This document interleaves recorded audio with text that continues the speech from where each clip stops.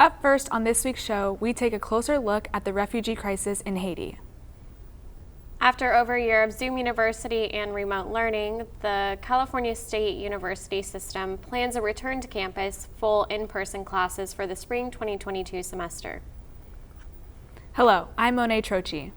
And I'm Scarlett Schwenk. Welcome to this edition of East Bay Weekly, where we report on campus and community stories affecting the lives of students and community members surrounding the East Bay. Over the past decade, Haiti has endured several natural disasters, such as the 2010 earthquake and a second massive earthquake that struck southern Haiti this past August. But none of this compares to the horrendous human rights situation that continues to force Haitians to flee the island by the thousands each month. In 2013, thousands of Haitians were forced into exploited labor for construction projects in Chile and Brazil. That once completed left them ostracized and unable to compete with the local labor force. This led them to make the dangerous journey from South America and up the Pan American Highway.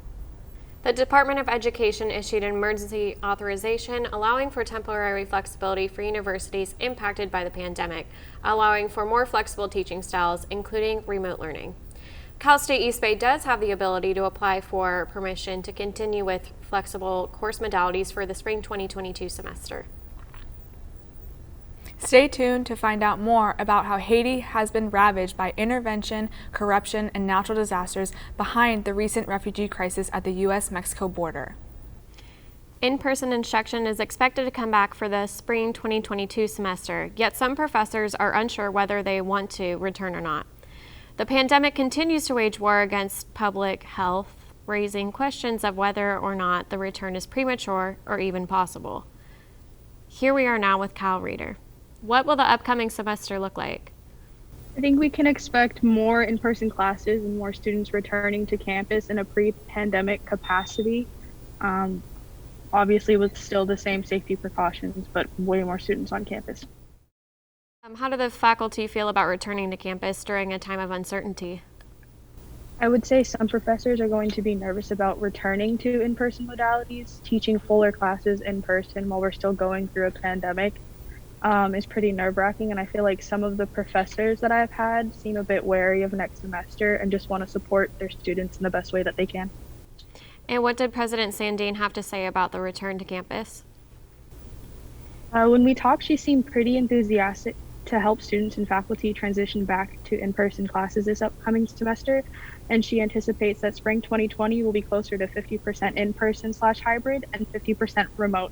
But of course, the administration will continue to monitor the conditions of the pandemic as we go towards this next semester. Thank you, Cal. To stay informed about the return to in-person learning, visit thepioneeronline.com. Thank you, Scarlett and Cal. It was great to hear more about what will happen this upcoming semester. Since mid-September, the Biden administration began high-profile repatriation flights, and it is estimated that nearly 7,000 Haitians have been deported and forced back to their country, while a much smaller number have been allowed to apply for asylum. Haitian immigration advocates claim the U.S. has responsibility to accept more refugees as it has historically meddled the political affairs of Haiti and has had an oversized role in the current political violence and instability now plaguing the country. Here today, I welcome Isaac Coleman, the Pioneer's political editor. Hello, Isaac, welcome. Hi, thanks for having me. Isaac, what is a climate refugee or environmentally displaced person? So as far as the UN and most international bodies are concerned, there isn't such a thing as a climate refugee, and that creates huge concerns for people that do have to leave their home country because of some sort of climate disaster. Yeah, and what is the crisis at the border? So currently there's multiple crises at the border. The one that I talk about in particular is the one focused on those that had to flee Haiti because of an earthquake in 2010. They had to find work in places throughout Central and Latin America, and as such, after the Biden election, believed that they were able to come to the United States. Haiti was recently labeled a narco state by the New York Times. We've heard of the high level of gang violence, government corruption, and political instability that recently led to the assassination of President Jovenel Moïse. How have these immediate factors affected the decision of Haitians to flee Haiti versus the long-term impacts of climate change? So actually with the assassination of the president, we haven't seen too many more refugees than we normally would, but that is unfortunate because with Haiti, presidential assassinations are part and parcel of the political process. Versus climate change, where we are seeing many refugees from not just Haiti but across the Caribbean because of these climate disasters that continue happening over and over again. Definitely. And why is this story that you covered important for people to understand and know about?